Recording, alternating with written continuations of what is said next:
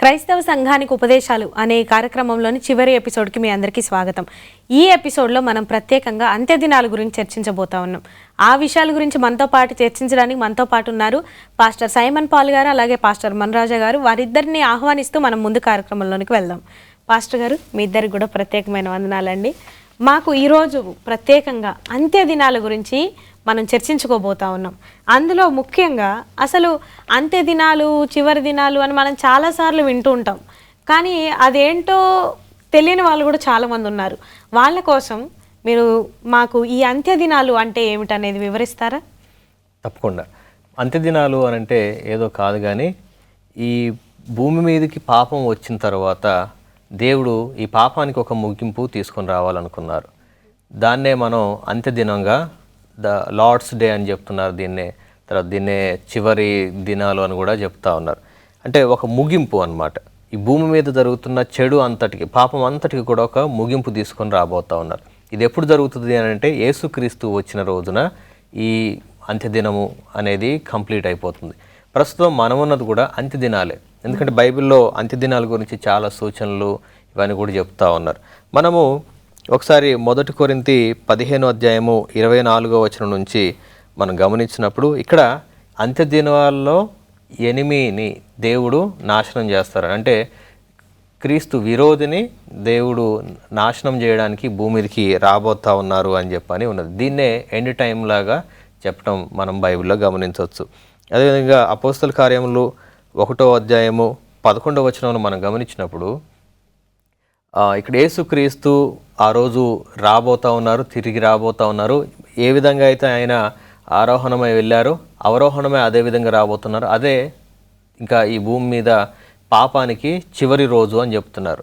ఈ పాపానికి చివరి రోజు అని చెప్పడాన్నే అంత్యదినాలు అని చెప్తా ఉన్నారు.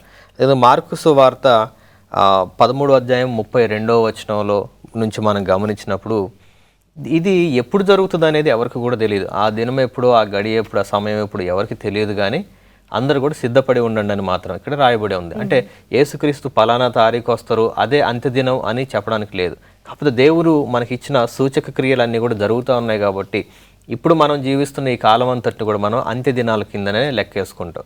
అంత్యదినాలంటే ఒక ముగింపు, పాపం అంతటికి కూడా ఒక ముగింపు తీసుకురాబోయే రోజు అని అర్థం. ఓకే, చాలా బాగా చెప్పారు పాస్టర్ గారు. పాస్టర్ గారు, మరి ఇప్పుడు మీరు చెప్పండి, అంత్యదినాలను గుర్తించడం ఎలా? చాలా మంచి ప్రశ్న అండి. సేమ్ ఇదే ప్రశ్న శిష్యులు కూడా యేసుక్రీస్తు ప్రభులు వారిని అడిగారు. ప్రభువా, మరి చివరి దినాలు ఏ రీతిగా ఉండబోతా ఉన్నాయి, ఏమన్నా సైన్స్ ఉన్నాయా అని చెప్పేసి, సూచనలు ఏమన్నా ఉన్నాయని చెప్పేసి యేసుక్రీస్తు ప్రభులు వారిని అడగడం జరిగింది. అప్పుడు మత్తయి సువార్త 24వ అధ్యాయం, అదేవిధంగా లూకా సువార్త 21వ అధ్యాయంలో దేవుడు కొన్ని సూచనలు వాళ్ళకి చెప్పడం జరిగింది. ముందుగా అబద్ధ బోధకులు, అబద్ధ ప్రవక్తలు, తర్వాత వీరందరూ కూడా వచ్చి మిమ్మల్ని మోసపరుస్తారని చెప్పేసి చెప్పడం జరుగుతూ ఉన్నది. ఇంతకుముందు అయితే అబద్ధ బోధకులు, అబద్ధ ప్రవక్తలు చాలా తక్కువ ఉన్నారు. ఎందుకంటే స్వేచ్ఛ లేదు అప్పుడు ఎక్కువ స్వార్థ ప్రకటించుకోవడానికి. కానీ ఇప్పుడు స్వేచ్ఛ వచ్చే కొద్దీ అబద్ధ బోధకులు, అబద్ధ ప్రవక్తలు చాలా ఎక్కువైపోతూ ఉన్నారు. తప్పులు చెప్తా ఉన్నారు, అబద్ధాలు చెప్తా ఉన్నారు, మోసాలు చేయడం చూస్తూ ఉన్నాం, డబ్బుల కోసం సంఘాలు నడిపించే వాళ్ళని చూస్తూ ఉన్నాం. అధికారుల్లోనే, మంచిగా ఉండే సంఘాల్లోనే అధికారులు అవినీతి చేసే వాళ్ళు కూడా చాలామంది ఎక్కువైపోయారు. వారి ద్వారా సంఘం అంతా కూడా విచ్ఛిన్నమైపోతూ ఉంటుంది. అందుకనే అబద్ధ బోధకులు, అబద్ధ ప్రవక్తలు, అబద్ధ క్రీస్తులు కూడా వస్తారు అని చెప్పేసి వాక్యం తెలియజేస్తూ ఉన్నది. అంత మాత్రమే కాదు, యుద్ధాలు, కరువులు, భూకంపాలు ఇవన్నీ కూడా అధికంగా సంభవిస్తూ ఉంటాయి. తర్వాత ఆకాశంలో కూడా నేను కొన్ని సూచనలు మీకు ఇస్తా అని చెప్పేసి దేవుని వాక్యంలో సెలవిస్తూ ఉన్నారు. అవునండి, ఇప్పుడు చూడండి, రోజు రోజుకి మనిషి చేసే, లేదంటే మానవులంగా మనం ఉండే చేసే ఈ తప్పులు కానీ, పాపాలు కానీ, ఎక్స్పెరిమెంట్లు కానీ, వీటన్నిటి వల్ల ఈ ప్రకృతి అంతా కూడా పాడైపోతూ ఉన్నది. ఇందులో నుంచి వచ్చే విపత్తులన్నీ కూడా దేవుడు ముందే సూచనలుగా చూపిస్తూ ఉన్నారు. ఈ రీసెంట్గా కరోనా చూడండి, అసలు భూమి మీద ఎంతమంది చనిపోయి ఉంటారు. ఇంకా అలాంటివి ఇంకా రాబోతూ ఉన్నాయి, మీరు జాగ్రత్తగా ఉండండి అని చెప్పేసి వాక్యం తెలియజేస్తూ ఉన్నది. కేవలం ఇవన్నీ కూడా శ్రమలకి ఆరంభము అని చెప్పేసి వాక్యంలో ఉంది. ప్రకటన గ్రంథంలో చూసుకున్నట్లయితే ఇంకా దారుణమైన కొన్ని తెగుళ్ళు రాబోతూ ఉన్నాయి అతి త్వరలో. మోసే సమయంలో ఏ రీతిగా అయితే 10 తెగుళ్ళు వచ్చినాయో అదే రీతిగా ఇంకా అనేకమైన తెగులు రాబోతూ ఉన్నాయి. కానీ ఎవరైతే గొర్రెపిల్ల రక్తాన్ని కలిగి ఉంటారో, అంటే పాత నిబంధనలో మోసే కాలంలో వారి గుమ్మపు కమ్మలకి ఎవరైతే గొర్రెపిల్ల రక్తాన్ని కలిగి ఉన్నారో వాళ్ళందరూ కూడా మరణ దూత దాటి వెళ్ళిపోయిందంట. అవును. కానీ వాళ్ళందరూ ఎవరైతే రక్షింపబడ్డారు రక్షణ లేని వారు ఉన్నారో, అంటే ఎవరైతే దేవుణ్ణి అంగీకరించిన వారు ఉన్నారో, ఆయన మాట తెలుసు, నా గుమ్మపి కమ్మాలకి రక్తం ఉంటే, ఆ గొర్రెపిల్ల రక్తం ఉంటే నేను రక్షించబడతా అని చెప్పేసి వాళ్ళు విన్నారు, వాళ్ళకి తెలుసు. అయినప్పటికీ కూడా నిర్లక్ష్యంగా వారు చేయకుండా విడిచిపెట్టారు. విడిచిపెట్టిన వారందరూ కూడా మరణదూత ద్వారా ఆ పిల్లలందరూ కూడా చచ్చిపోవడం మనం అక్కడ ఇశ్రాయేలులో ఐగుప్తులో చూస్తూ ఉంటాం. మరి ఇప్పుడు ఏం జరుగుతూ ఉంటుందనంటే, ఎవరైతే దేవుని ఆజ్ఞల్ని పాటిస్తారో, ఎవరైతే ఆయన కట్టడల్ని విధుల్ని బట్టి నడుచుకుంటారో వాళ్ళందరికీ కూడా ఆయన పరిశుద్ధాత్మ దేవుడు ముద్రిస్తాడని చెప్పేసి వాక్యం తెలియజేస్తూ ఉన్నది. ఇది ఎవరి వ్యక్తిగత జీవితాన్ని వారు ప్రశ్నించుకోవాలి అనుదినం కూడా. అంత మాత్రమే కాదు, 2 తిమోతి 3:1-5 కూడా చదివినట్లయితే, చివరి దినాల్లో ఇక్కడ ప్రేమ అనేది చల్లారిపోతుంది, వారిని వారు ప్రేమించుకునే వాళ్ళు ఎక్కువ ఉంటారు, ధనాపేక్ష ఎక్కువ ఉంటుందని, ఆ తర్వాత ఈ గొడవలు, కుటుంబాల్లోనే సమస్యలు, ఇవన్నీ కూడా ఎక్కువైతే అని చెప్పేసి వాక్యం తెలియజేస్తూ ఉన్నది. అంటే ప్రేమ ఉండట్లేదు. ఇప్పుడు ఎంత ప్రేమ చూపిద్దామన్నా కానీ డబ్బు కోసమనో, లేదనంటే ఇంకొక ఇది కోసమో, లేదంటే కులం కోసమనో, మతం కోసమనో ఏదో ఒక పేరు చెప్పి చంపుకుంటా ఉన్నారు. కానీ ప్రతి ఒక్క దగ్గర ఏ గ్రంథం చదివినా కానీ శాంతి సమాధానాలు ఉండాలని చెప్పేసి ప్రతి గ్రంథంలో కూడా ఉంటుంది. వాక్యంలో ఇంకా స్పష్టంగా తెలియజేస్తూ ఉన్నది, మీరు ప్రేమ కలిగి ఉండండి, ఒకవేళ మీరు చంపడానికి వచ్చినా కానీ వారి గురించి ప్రార్థన చేసే స్థితిలో ఉండాలి అని చెప్పేసి మనకి దేవుని శిష్యులు మనకు బోధిస్తూ ఉన్నారు. అట్టి సాక్ష్యాన్ని మనకి ఇచ్చారు. కానీ ఇప్పుడు చూడండి, క్రైస్తవులు కూడా యుద్ధాలకి, గొడవలకి, తర్వాత అక్రమమైన పనులు చేయడానికి, సేవకులు కూడా అనేక మంది ఆ రీతిగానే పడిపోతున్నారు. అలా అని చెప్పేసి అందరు అలా ఉన్నారంటే లేరు. కానీ సమాజం ఆ కొందరిని బట్టి అందరినీ కూడా తీర్పు తీరుస్తూ ఉన్నది. వారిని బట్టి సంఘాల్లో కాదు, లేదంటే సమాజంలో కాదు, అన్ని చోట్ల కూడా గందరగోళాలు అనేవి ఎక్కువైపోతూ ఉన్నాయి. ఇవన్నీ కూడా దేవుని రాకడికి సూచనలు, అంత్య దినాలకి సూచనలు అని చెప్పి వాక్యం తెలియజేస్తూ ఉంది. చాలా చాలా అద్భుతంగా వివరించారు పాస్టర్ గారు. తర్వాత కార్యక్రమంలోనికి వెళ్ళబోయే ముందు చిన్న బ్రేక్ తీసుకుందాం. చూశారు కదండి, ఎంతో చక్కగా అంత్య దినాల గురించి చర్చిస్తూ ఉన్నాము. మరిన్ని విషయాలు ఈ అంత్య దినాల గురించి తెలుసుకోబోయే ముందు చిన్న బ్రేక్ తీసుకొని మళ్ళీ వచ్చేద్దాం.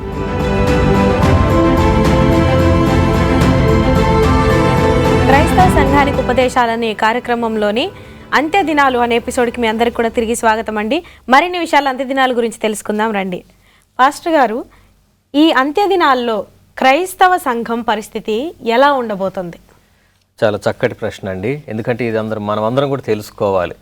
యేసుక్రీస్తును నమ్ముకుంటే అంత సుఖమే, సుఖభోగాలు, వైభోగాలు అనుకుంటున్నారు. కానీ అంత్య దినాల్లో క్రైస్తవ సంఘం పరిస్థితి ఏ విధంగా ఉండబోతుంది అనేది బైబిల్లో మాత్రం మన ఊహలకి వ్యతిరేకంగా ఉన్నది. ఎందుకంటే మన మత్తయి సువార్త 24:11-12 గమనించినప్పుడు అబద్ధ ప్రవక్తలు, అబద్ధ బోధకులు, అబద్ధ క్రీస్తులు కూడా సంఘం లోపలికి వస్తారని ఇక్కడ రాయబడి ఉంది. అంటే అబద్ధం అంతా కూడా నిజంతో కలిసిపోయే పరిస్థితి. అంటే కొత్తగా చర్చికి వస్తున్న వాళ్ళు కావచ్చు, కొత్తగా దేవుని గురించి తెలుసుకుంటున్న వాళ్ళు కావచ్చు, వీళ్ళందరూ కూడా ఒక కన్ఫ్యూజన్లో పడిపోతారు, ఏది నిజం ఏది అబద్ధం అని తెలుసుకోవడానికి. అంటే మనం సత్యాన్ని కూడా వెతుకులాడి, తడవులాడి తెలుసుకోవాల్సిన పరిస్థితి అంత్య దినాలలో ఉంటుంది. అదేవిధంగా మన మత్తయి సువార్త 24:9 గమనించినప్పుడు, నా నామం నిమిత్తం జనులందరూ కూడా మిమ్మల్ని ద్వేషిస్తారని కూడా ఉన్నది. అంటే ఈ చివరి దినాల్లో రాబోతున్న ఈ తెగుళ్ళు, ఇబ్బందులు, సమస్యలు, గొడవలన్నిటికీ క్రైస్తవులే కారణం అనే విధంగా కూడా జనాలు మన మీదికి వ్యతిరేక ఆలోచన విధానం కలిగి మనల్ని శోధించే, మనల్ని ఇబ్బంది పెట్టే పరిస్థితులు కూడా రాబోతున్నాయని గమనించాలి. అంటే పేతురుకి ఒక శోధన ఎదుర్కొన్నారు. యేసుక్రీస్తు చెప్తారనమాట. అంటే యేసుక్రీస్తు అంటాడు, అయ్యా ఎవరు విడిచిపెట్టిపోయినా నేను విడిచిపెట్టను అని. కానీ ఒక చిన్న పాప వచ్చి నువ్వు శిష్యుల్లో ఒకడవే కదా అంటే కూడా ఆయన భయపడి అయ్యో నేను కాదు యేసుక్రీస్తు అసలు నాకు తెలియదని అబద్ధం చెప్పిన పరిస్థితి. అంటే ఆ సమస్యలు ఎంత భయంకరంగా ఉంటాయంటే అంత్య దినాల్లో మనం అందరం కూడా యేసుక్రీస్తుకి సంబంధించిన వాళ్ళం కాదు అని భయపడి పారిపోయేంత భయంకరంగా ఈ సమస్యలు రాబోతూ ఉన్నాయి. మరి వాటన్నిటి గురించి మనం భయపడాల్సిన అవసరం లేదు, నిరీక్షణ కలిగిన వారై మీరు ఉండాలి అని కూడా చెప్తా ఉన్నారు. ఇవన్నీ జరిగిన తర్వాతనే అంతం వస్తుంది అని కూడా ఇక్కడ రాయబడి ఉంది. క్రైస్తవ సంఘం పరిస్థితి మాత్రం మనుషులందరూ కూడా, జనులందరూ కూడా ఏది నిజము ఏది అబద్ధం అని తెలుసుకోలేని పరిస్థితిలో ఉంటారు. మొదటిది. రెండవది, మరి అందరూ కూడా మనల్ని ప్రశ్నిస్తూ ఉంటారు, మరి మీ దేవుడు నిన్ను విడిచిపెట్టేశాడా అనే విధంగా అక్కడ మనం కొన్ని ఇబ్బందులు ఎదుర్కొనే పరిస్థితి గమనిస్తాం. తర్వాత జరుగుతున్న ఈ పరిస్థితులన్నిటికీ కూడా మనమే కారణమనే జనులు మనం నిందించే పరిస్థితి కూడా వస్తుందని బైబిల్లో రాయబడి ఉంది. చాలా చక్కగా చెప్పారు పాస్టర్ గారు. పాస్టర్ గారు, ఇప్పుడు మీరు చెప్పండి, అసలు ఈ అంత్య దినాలు ఇంత భయంకరంగా ఉంటాయని చెప్పి పాస్టర్ గారు ఇప్పుడే చెప్పారు. చాలా సమస్యలు వస్తాయి, మనం ఎదుర్కోవాలి, వాటి కోసం నిలబడి దృఢంగా ఉండాలి అని చెప్పారు. అసలు మరి ఎంతకాలం ఇవి, వాటికి ఒక ముగింపు అనేది ఉందా? తప్పకుండా అండి, ఒక ముగింపు అనేది అయితే ఖచ్చితంగా ఉంది. ఎందుకంటే ఆయన యేసుక్రీస్తు ప్రభుల వారు రాకడ వచ్చినప్పుడు నీతిమంతులుగా ఉన్న వారందరికీ కూడా ఈ శ్రమ నుంచి ముగింపు అనేది ఉంది. ఎందుకంటే నీతిమంతులుగా ఉన్న వారందరూ, లేదంటే మనకన్నా ముందు చనిపోయిన ప్రతి నీతిమంతుడు కూడా ఆయనతో పాటు నడి ఆకాశానికి లేపబడతారని చెప్పేసి వాక్యంలో రాయబడింది. ఎప్పుడైతే కడబూర శబ్దం వినపడి మనం యేసుక్రీస్తు ప్రభుల వారిని మేఘాల్లో చూస్తామో ఆ క్షణము ఇంకా శ్రమలన్నిటికీ కూడా అంతమన్నట్టే. ఇంకా కానీ ఒక విషయాన్ని కూడా జ్ఞాపకం చేసుకోవాలి, ఎవరైతే నీతిమంతులు కాకుండా దేవుణ్ణి తెలిసి కూడా వ్యతిరేకించిన వాళ్ళు, దేవుణ్ణి ఎప్పుడు కూడా తెలుసుకొని వారు, లేదంటే ఇంకా శ్రమల్ని ప్రేరేపించిన వాళ్ళు ఎవరైతే ఉన్నారో వాళ్ళందరూ కూడా ఖచ్చితంగా దేవుని చూసి దాక్కుంటారు, వారు పారిపోతారు, బండ్ల సందుల్లో, తర్వాత ఈ బంకర్ల వీటిలో దాక్కుంటారని చెప్పేసి వాక్యంలో రాయబడింది. ఆ స్థితిలో ఎవరు ఉండకూడదని చెప్పేసి దేవుడు కోరుకుంటా ఉన్నారు. ఖచ్చితంగా ఈ అంత్య దినాలకి ముగింపు అనేది ఒక రోజు ఉంది, కానీ అది ఏ రోజు ఎప్పుడు అనేది ఆ సమయం ఎవరికి తెలియదని దేవుని వాక్యం సెలవిస్తూ ఉన్నది. మనం చెప్పుకున్నాం, మనిషి కుమారుడు ఎప్పుడైతే మేఘాల్లో ఆయన కనిపిస్తారో అప్పుడు అంత్య దినాలకి ముగింపు. ఆ తర్వాత నుంచి ఇంకొక కొత్త యుగం, అంటే ఇంకొక కొత్త జీవితం అనేది ప్రారంభమవుతా ఉన్నది. కానీ మత్తయి సువార్త 24:36 ఈ విధంగా రాయబడింది, ఆ సమయము అంటే రెండో రాకడ, దేవుని రాకడ సమయము ఎవరికి తెలియదు. ఈ భూమి మీద ఉన్న ఎవరికి కూడా ఇంకా అది అనుగ్రహింపబడలేదు ఆ సమయం. కానీ అదే రీతిగా మన వాక్యాలన్నింటినీ కూడా పరిశీలించినట్లయితే ఇప్పుడు మనం అంత్య దినాల్లో ఉన్నామని మనకు ఎలా తెలుస్తుంది అంటే వాక్య పరిశీలన ద్వారా మనకు తెలుస్తుంది. ఇంకా ఈ ఏవైతే సూచనలు ఇంకా బయలుపరచబడతా ఉన్నాయో వాటి ఇంకా మనం దగ్గర నుంచి అబ్జర్వ్ చేసినట్లయితే మనకి దేవుని రాకడ ఇంకా అతి సమీపముగా ఉన్నదని మనం గ్రహించవచ్చు. ఇప్పుడు అతి త్వరలో యేసుక్రీస్తు ప్రభువు వారు రాబోతా ఉన్నారని ప్రతి ఒక్కళ్ళు కూడా చెప్తా ఉన్నారండి. లేదు ఈ డినామినేషన్ లేదు, ఆ డినామినేషన్ లేదు, లేదంటే ఆ సేవకుడు ఈ సేవకుడు అని లేదు. ఎవరైతే వాక్యాన్ని చదివి ఇది వాక్యపూర్వకంగా ఈ మాటలు ఉన్నాయని ఎవరైతే నమ్ముతున్నారో వాళ్ళందరూ కూడా చెప్తా ఉన్నారు, యేసుక్రీస్తు ప్రభువు వారు రాకడ అతి సమీపంలో ఉంది. అది ఎంత సమీపంలో ఉందైతే ఎవరు చెప్పలేకపోతా ఉన్నారు, కానీ అతి సమీపంలోనే ఉంది. మన జనరేషన్ కావచ్చు, తర్వాత జనరేషన్ కావచ్చు, అంత సమీపంలో ఉందని చాలామంది చెప్తా ఉన్నారు. కానీ అది రైటో కాదో దేవుడికే తెలియాలి. కానీ వాక్యం అయితే బోధిస్తూ ఉన్నది, మనం అంత్య దినాల్లో ఉన్నాం, ఆయన రాకడ అతి సమీపంలో ఉంది. అదే రీతిగా మనం మత్తయి సువార్త 24:30 కూడా చూసినట్లయితే మనుష్య కుమారుడు ఆకాశంలో కనబడతారు, అప్పుడు భూమి మీద ఉన్న ప్రజలందరూ కూడా భయపడిపోతారని చెప్పేసి వాక్యంలో తెలియజేస్తూ ఉంది. మరి ఎందుకు భయపడతా ఉన్నారంటే సిద్ధపాటు లేని వాళ్ళందరూ కూడా ఏం చేస్తారండి, ఇంకా భయపడతా ఉంటారు. అంత్య దినాలు ఎప్పుడో తెలియక, ఇప్పుడు ఇది అంత్య దినము అని నేను చెప్తా ఉన్నా కానీ ఈ అంత్య దిన సువార్తని ఎవరైతే అంగీకరించట్లేదో వాళ్ళందరూ కూడా ఇక దేవుని చూసినప్పుడు ఏమైపోయింది, అయ్యో నేను ఇంకొన్ని రోజులు సుఖభోగాలను అనుభవిద్దాం అనుకున్నానే, అయ్యో నేను ఇంకా కొన్ని రోజులు ఎన్నో అనుభవించి ఆ తర్వాత దేవునిలోకి వద్దాం అనుకున్నానే, ఆ తర్వాత దేవుడి గురించి తెలుసుకుందాం అనుకునే వాళ్ళందరూ కూడా భయపడి పారిపోతారు. ఎందుకంటే ఆయన అతి త్వరగా రాబోతా ఉన్నాడు. ఆయన రాబోతా ఉన్నాడు కాబట్టి మనం ఆయన రాకడ నిమిత్తమైన విషయాల్ని ఇంకా పరిశోధించి తెలుసుకుంటూనే ఉండాలి అనునిమిత్తం కూడా. మత్తయి సువార్త 24:14 ఈ విధంగా రాయబడింది, సువార్త అందరికీ కూడా చెప్పబడినప్పుడు రాకడ వస్తూ ఉన్నదని చెప్పేసి ఉన్నది. ఇప్పుడు సువార్త ఎంత శరవేగంగా వెళ్తూ ఉన్నదంటే మీడియా ద్వారా కానీ, టీవీ ద్వారా కానీ, లేదంటే యూట్యూబ్ ద్వారా కానీ, అన్ని విధాలుగా రేడియో ద్వారా కూడా వెళ్ళలేని ప్రాంతాల్లో కూడా సువార్త అనేది ప్రకటించబడతా ఉన్నది. ఇంకా మనం గమనించాలి, ఇంకా అతి త్వరలో దేవుని రాకడ అనేది రాబోతూ ఉన్నది. ఈ శ్రమలకి లేదంటే ఈ అంత్య దినాలకి అంతం అనేది అతి త్వరలోనే ఉంది. కానీ ఈ త్వరలోనే ఇంకా అధికమైన శ్రమలు రాబోతూ ఉన్నాయి. వాటన్నిటిని కూడా నువ్వు ఫేస్ చేయాలనంటే సిద్ధపాటు కలిగి ఉండాలి. దేవుడి మార్గాలను ఎవరైతే అనుసరిస్తారో, ఇప్పుడు ఇశ్రాయేలీలు చూడండి, అక్కడ అన్ని తెగుళ్ళు, అన్ని శ్రమలు వచ్చినాయి. వాళ్ళందరూ కూడా ఎలా తప్పించుకోగలిగారు? వాళ్ళకి దేవుడు ముందే ఇన్స్ట్రక్షన్ ఇచ్చారు, ఒకవేళ నువ్వు ఈ విధంగా ఉంటే నువ్వు తప్పించుకుంటావు, నువ్వు ఈ విధంగా ఉంటే నువ్వు బాగుపడతావు. ఎవరైతే ఆయన ఇచ్చిన ఇన్స్ట్రక్షన్ని పాటించి వాటి నుంచి తప్పించుకుంటారో వాళ్ళందరూ కూడా రక్షించబడతారు. కానీ ఆయన చెప్పిన ఇన్స్ట్రక్షన్స్ కూడా విని ఎవరైతే వదిలేస్తారో వాళ్ళందరూ కూడా ఈ అంత్య దినాల్లో ఈ రాబోయే శోధనలో ఈ ఘోరమైన తెగుళ్ళకి గురవుతారని చెప్పేసి వాక్యంలో రాయబడింది. చాలా చాలా అద్భుతంగా వివరించారు పాస్టర్ గారు. మరిన్ని తెలుసుకోబోయే ముందు చిన్న బ్రేక్ తీసుకుందాం. చూస్తున్నారు కదండి, ఎంతో చక్కగా అంత్యదినాల గురించి తెలుసుకుంటా ఉన్నాం. ఆ అంత్యదినాలలో మనం ఎలా సిద్ధపాటు కలిగి ఉండాలనే విషయాలు కూడా తెలుసుకుంటున్నాం. మరిన్ని విషయాలు తెలుసుకోబోయే ముందు చిన్న బ్రేక్ తీసుకొని మళ్ళీ వచ్చేద్దాం. క్రైస్తవ సంఘానికి ఉపదేశాలు అనే కార్యక్రమంలోని అంత్యదినాలు అనే ఎపిసోడ్కి మీ అందరికి కూడా స్వాగతం అండి. మరిన్ని విషయాలు అంత్యదినాల గురించి అడిగి తెలుసుకుందాం రండి. పాస్టర్ గారు, అసలు ఈ అంత్యదినాలు ముగిసేది ఎప్పుడంటే యేసుక్రీస్తు వచ్చినప్పుడు ముగుస్తాయని చెప్పారు కదా. ఈ యేసుక్రీస్తు రాకడ విధానం ఎలా ఉండబోతుంది? చాలా చక్కటి ప్రశ్న అండి. యేసుక్రీస్తు ఈ విధంగా వస్తారు, ఆ విధంగా వస్తారని రకరకాల అపోహలు, అనుమానాలు ఉన్నాయి. కొంతమంది ఏమో ఆయన ఎవరికి కనపడకుండా వచ్చి వెళ్ళిపోతాడనే ఆలోచన ఉన్నది. కొంతమందికి ఏమో యేసుక్రీస్తు రాడు కానీ ఆయన దూతలు కొంతమందిని సెలెక్ట్ చేసి తీసుకొని వెళ్ళిపోతారు సీక్రెట్గా అనే ఆలోచన కూడా ఉంది. ఇంకా కొంతమంది ఏమో ఆయన భూమి మీదకి రారు, సగం వరకు మధ్యాకాశం వరకే వస్తారనే ఆలోచన కొంతమందికి ఉంది. అంటే యేసుక్రీస్తు వచ్చే విధానం రకరకాలుగా ఉంటుంది అని రకరకాల ఆలోచన. కొంతమందికి ఏమో దొంగలాగా వస్తానని ఉన్నది కాబట్టి ఎప్పుడో రాత్రిపూట చీకట్లో ఎవరు కనపడకుండా వచ్చి కొంతమందిని మాత్రమే తీసుకుని వెళ్ళిపోతాడనే ఆలోచన కూడా ఉంది. అయితే వీటన్నిటి మధ్యలో అసలు బైబిల్ ఏం చెప్తుంది అనేది మనం గమనించాలి. మత్తయి సువార్త 24వ అధ్యాయము 30వ వచనము 31వ వచనం మనం గమనించినప్పుడు జనులందరూ కూడా చూస్తూ ఉండగా ఆయన మేఘాల మీద నుంచి దిగి వస్తారు అనేది ఇక్కడ మనకి కనిపిస్తుంది. అంటే ఇది ఒక విజిబుల్ ఈవెంట్, అందరూ చూస్తూ ఉండగా జరిగేది, ఏదో సీక్రెట్గా జరిగిపోయేది కాదు. ఇక్కడ దొంగ మాదిరిగా వస్తారు అని అంటే టైం మెన్షన్ చేయట్లా. దొంగ టైం చెప్పి రారు కదా. దొంగ మాదిరిగా అంటే ఆ టైం ఎప్పుడు, ఆ సమయం ఎప్పుడు, ఫలానా తారీఖు, ముహూర్తం అనేది ఏమి లేదు. దేవుడు తన నిర్ణయం చొప్పున ఆ సమయానికి వచ్చినప్పుడు మనం సిద్ధపాటు కలిగి ఉండాలి. ఇక్కడ అందరూ చూస్తూ ఉండగా ఆయన దిగి వస్తారని ఉంది. అదే మనం ప్రకటన గ్రంథంలో కూడా మొదటి అధ్యాయంలో చూస్తే ఆయన్ను పొడిచిన వారు సైతము ఆయన చూస్తారు అని చెప్పని కూడా రాయబడి ఉంది. అంటే ఆయన పొడిచిన వాళ్ళు అని అంటే చెడు వాళ్ళ కింద చూస్తాం వాళ్ళని. అంటే చెడ్డవాళ్ళు చూస్తున్నారు, మంచి వాళ్ళు కూడా చూస్తారు అనేది అర్థం.